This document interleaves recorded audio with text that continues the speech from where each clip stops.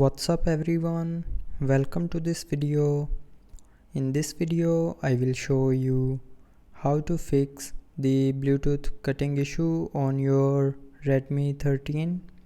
So to fix this issue, first of all try restarting your phone. So to restart, press and hold on this power button and then swipe down this circle, and when this circle gets green then you can lift up your finger to restart your phone.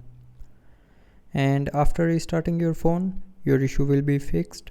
But if you are still facing the issue, then open settings, scroll down and tap on apps, and then in apps tap on manage apps. Now scroll down and look for the Bluetooth app. Now open the app and go to its storage and clear the cache memory and user data of Bluetooth app. So to do this, tap on clear data and select clear cache, and then from the pop-up tap on OK to clear the cache memory.